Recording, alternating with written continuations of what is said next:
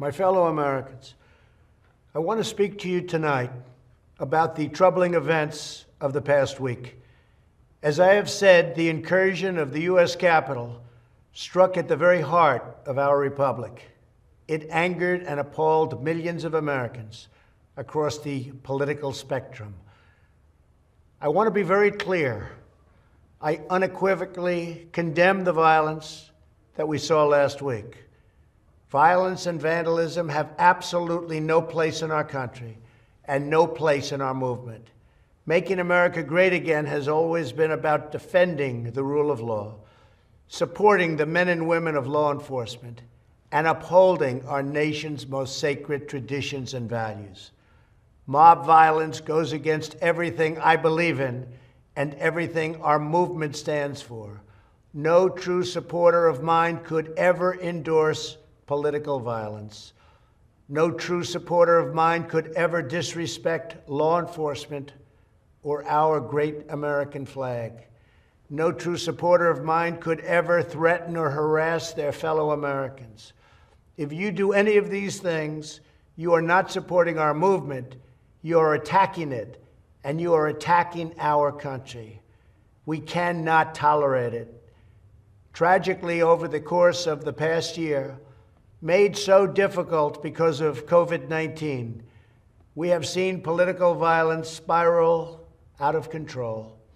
We have seen too many riots, too many mobs, too many acts of intimidation and destruction. It must stop. Whether you are on the right or on the left, a Democrat or a Republican, there is never a justification for violence. No excuses, no exceptions. America is a nation of laws. Those who engaged in the attacks last week will be brought to justice.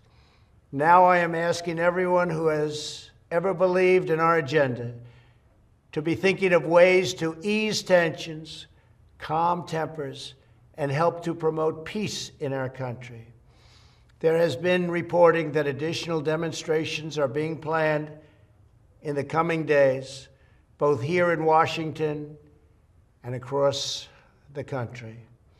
I have been briefed by the U.S. Secret Service on the potential threats.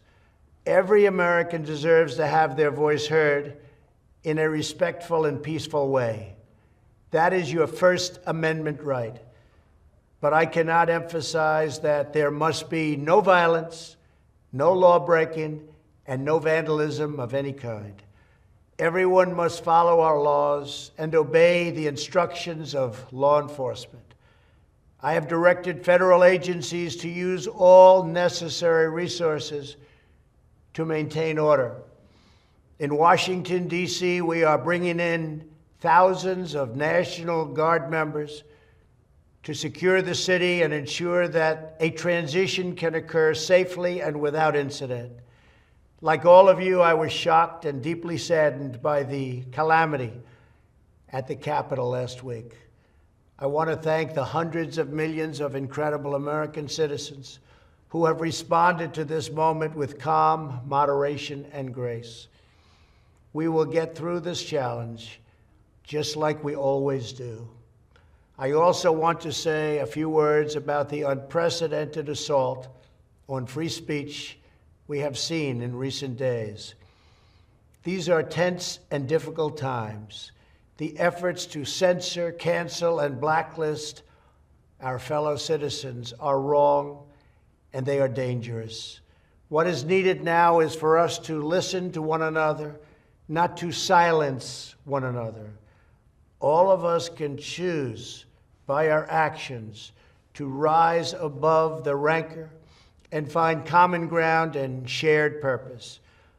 We must focus on advancing the interests of the whole nation, delivering the miracle vaccines, defeating the pandemic, rebuilding the economy, protecting our national security, and upholding the rule of law.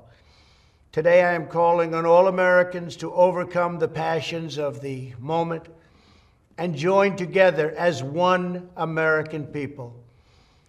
Let us choose to move forward united for the good of our families, our communities, and our country. Thank you, God bless you, and God bless America.